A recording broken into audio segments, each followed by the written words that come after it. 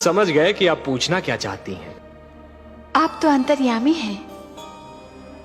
लगता है आप हमारी धरती पर घटने वाली घटनाओं से पीड़ित हो उठी हैं। हाँ पद्मनाभ, मैं बहुत दुखी हूँ। क्यों हो रहा है ये सब? क्यों मचा है ये हाहाकार?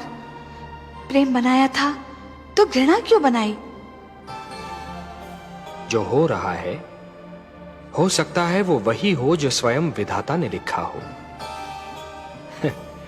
और अपना लिखा तो स्वयं विधाता भी नहीं मिटा सकते ना।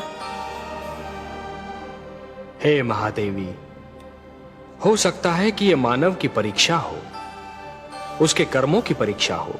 पर ऐसा संसार और ऐसा मानव आपने बनाया ही क्यों नारायण, जो आपकी बनाई धरती पर अंधेरा फैला रहा है?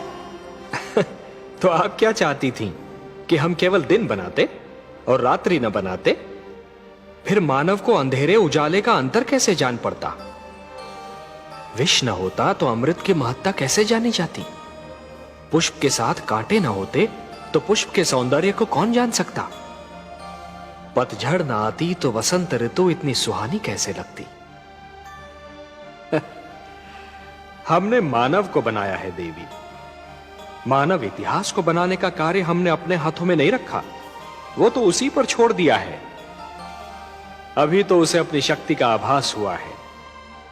इसी से उसे न्याय अन्याय, सत्य असत्य, धर्म अधर्म और पाप और पुण्य की जानकारी भी होगी। हमने बुद्धि दी है मानव को, विवेक दिया है उसे। और यदि मानव ने विवेक से कार्य नहीं किया तो? यदि धरती पर रात्रि इसी प्रकार दिन को निगलती रही तो? अंधकार प्रकाश को डसता रहा तो? तब क्या करेंगे आप? चिंता मत कीजिए देवी। यदि असत्य और अधर्म अपनी सीमा को पार कर गए, यदि धर्म की हानि होने लगी, तो हम स्वयं धरती पर जाएंगे। हम वचनबद्ध हैं। परित्राणाय साधूनाम विनाशाय च दुष्कृताम धर्म संस्थापनार्थाय संभवामि युगे युगे। अपनी लीला तो आप ही स्वयं जानते हैं पद्मनाभ।